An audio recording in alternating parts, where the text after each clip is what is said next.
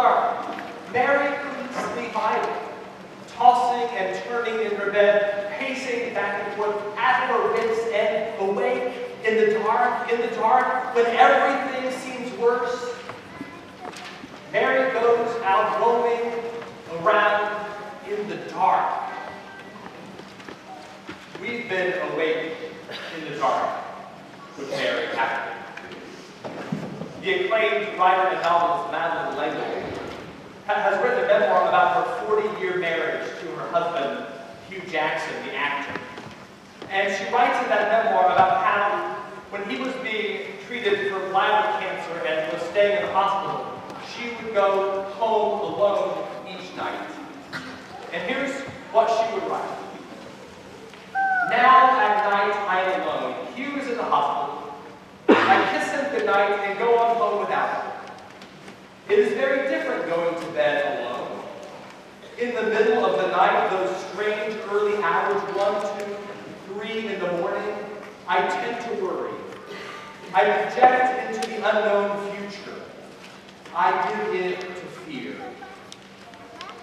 What is it about the night, the dark, the wee small hours of the morning? What is it about the night, the dark? We've been there with Mary and with Madeline, haven't we? Awake at night in the dark. For me, it's stumble downstairs and fix a hot mug of Celestial Seasonings tension tamer tea, which doesn't work.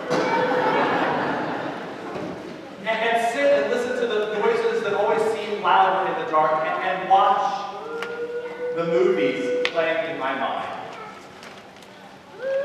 What movies play in your mind at night in the dark? What wakes you up at night? Now, in John's Gospel, darkness doesn't just mean those hours between sunset and sunrise when our worries and fears seem larger than life, when those unsettled parts of our lives we manage to keep suppressed during the daylight hours resurface and confront us. In John's Gospel, according to Jesus, it's nighttime. It's 3 a.m. everywhere, all the time. Our nighttime worries are a symptom of a much bigger condition.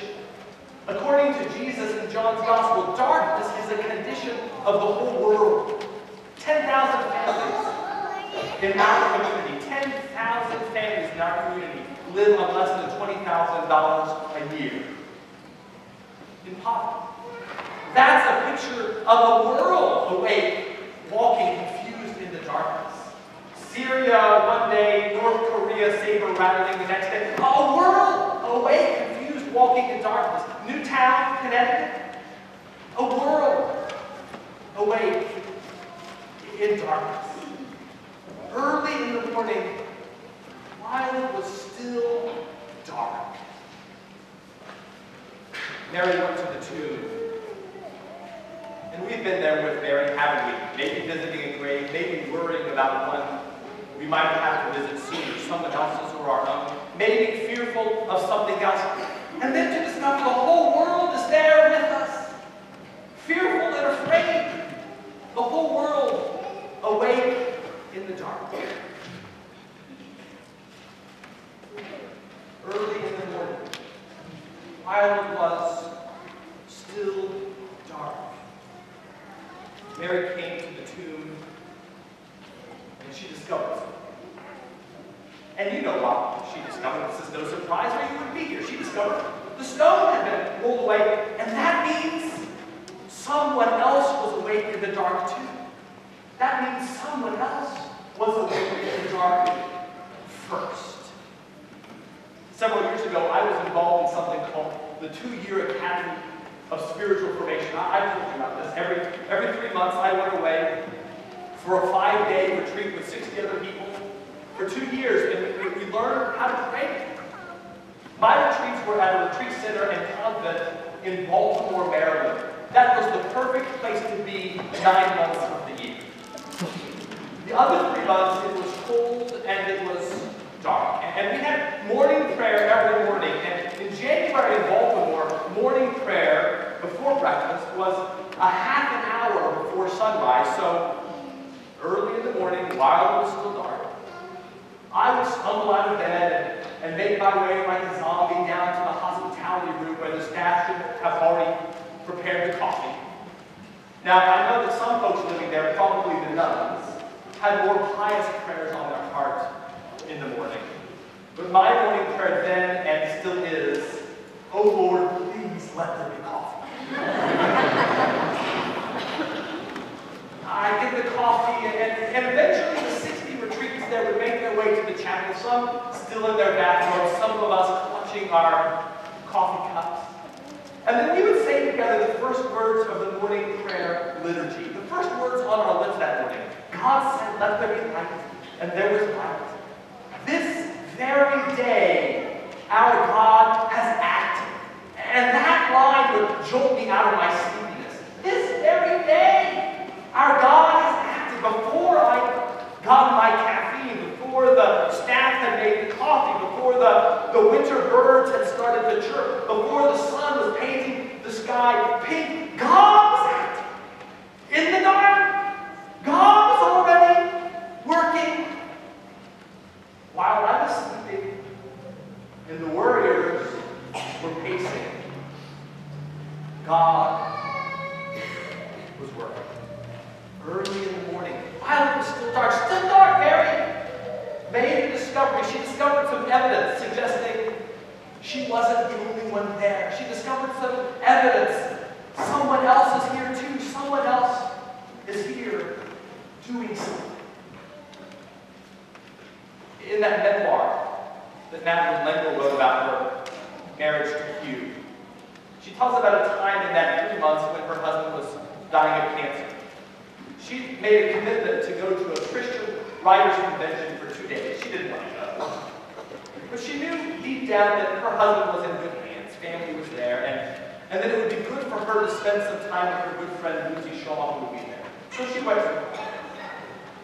And because a lot of people at the conference only saw one another once a year, they would catch each other up. And she said several times she heard someone relaying some bit of good news, some lucky event that had happened in their lives, and someone else would respond, "Surely God was with you."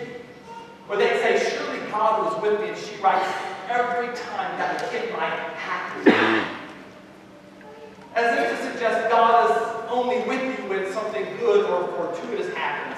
She says, "My husband's in a hospital, in a bed, ill, perhaps dying. What does this mean? Is God not with him?" This attitude suggests that God's just with us when things are going well, but what about, does God just abandon us to our own devices when things go wrong? And then she writes,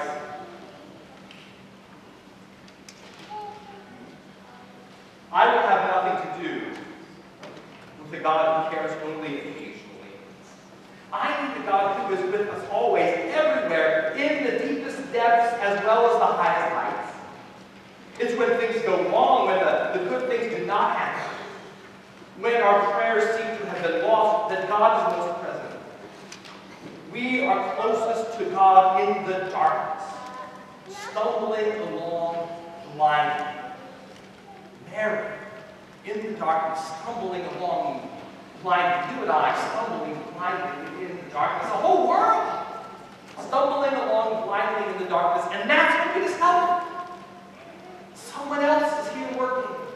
First, someone else is here acting, loving, working under the cover of darkness." I see your critical wheels turning. Why doesn't God just banish the darkness? Why work under the cover of darkness? Why work in the shadows? Why miss only a few people seeing stones rolled away, seeing dead men alive? Why not light up the sky with a flash and banish the darkness once and for all and enlighten everyone instantly? Why act subtly? Why work in the darkness and not just end the darkness? Eddie Witter is a well-known ocean researcher, and she has speculated that for a long time human ladies have gone about exploring the dark depths of the ocean the wrong way.